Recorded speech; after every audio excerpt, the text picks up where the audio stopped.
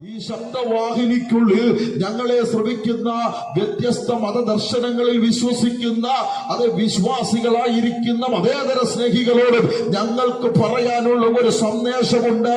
കൊലപാതകിയെ രക്ഷകരാക്കി മാറ്റുന്ന, ദൂഷകനെ പ്രശംസാ വിഷയമാക്കി മാറ്റുന്ന, ഉപദ്രവകാരിയെ പ്രയോജനമുള്ള ഉപകാരിയാക്കി മാറ്റുന്ന, ചെന്നായെ ആട്ടുകുട്ടിയാക്കി മാറ്റുന്ന ഒരു സന്ദേശം ഇന്നുണ്ടെങ്കിൽ അത് ഞങ്ങൾ ഉയർത്തിപ്പിടിക്കും സുവിശേഷമാണ്. വിശ്വസിക്കുന്നവർ നിങ്ങളെ കരമുയർത്തി കർത്താവിനെ ഒന്ന് സ്തുതിച്ചാട്ട്. ഞാൻ വെറുതെ പറയുന്നതല്ല.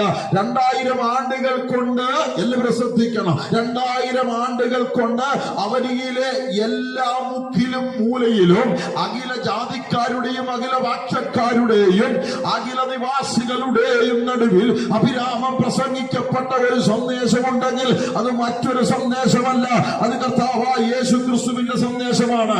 2000 ആണ്ടുകൾക്ക് മുമ്പോ 2000 ആണ്ടുകൾക്ക് ഇപ്പുറത്തോ അത് ഓരോ ചിന്താഗതികളായിക്കൊള്ളട്ടെ, എല്ലാ ചിന്താഗതികൾക്കും മാറ്റമില്ലാതെ നിലനിൽപ്പില്ല എന്ന് ലോകത്തെയും കാലത്തെയും പ്രേരിപ്പിച്ച, ലോകത്തിനും കാലത്തിനും കരുത്തു പകർന്ന, ലോകത്തെയും കാലത്തെയും ചലിപ്പിച്ച ഒരു സന്ദേശമുണ്ടെങ്കിൽ ഞങ്ങൾ ഉയർത്തിപ്പിടിക്കുന്ന സുവിശേഷമാണ്. വിശ്വസിക്കുന്നവരുടെ കരമുയർത്തി കർത്താവിനെ സ്തുതിച്ചാട്ട്. ഇതൊരു മതത്തിന്റെ പ്രഭാഷണമല്ല, ഇതൊരു